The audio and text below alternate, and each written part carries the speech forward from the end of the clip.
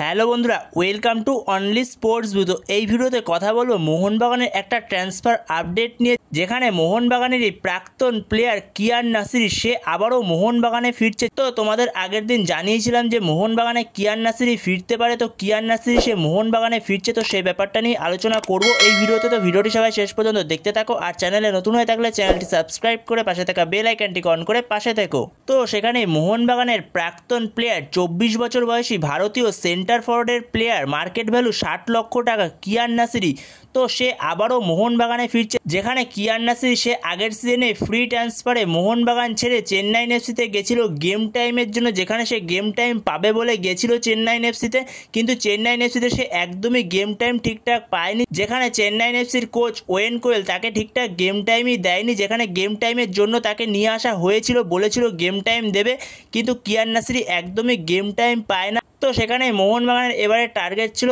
আব্দুল রাবি। যদি আব্দুল রাবিকে না পায় তাহলে মোহনবাগান হয়তো কিয়ান নাসিরির প্রতি যেতে পারে, তো সেরকমই খবর ছিল।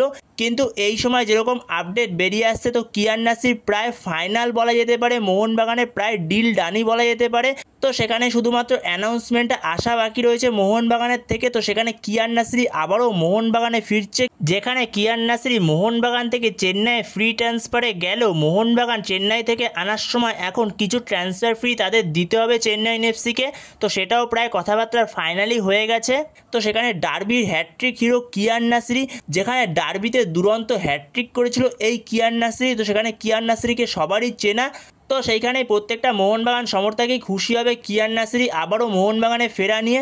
তো ঘরের ছেলে কিয়ান নাসিরি সে আবারও নিজের ঘরেই ফিরছে। তো সেখানে কিয়ান নাসিরি ইজ ব্যাক মোহনবাগান। তো মোহনবাগানের জার্সি পরেই পরের সিজনে আবারও নামবে কিয়ান নাসিরি। তো বন্ধুরা, এই ভিডিওতে এই আপডেটটা নিয়ে আলোচনা করার ছিল। তো ভিডিওটি ভালো লাগলে অবশ্যই লাইক শেয়ার সাবস্ক্রাইব করতে ভুলো না। তো নেক্সট ভিডিওতে দেখা হচ্ছে, ততক্ষণের জন্য বাই বাই।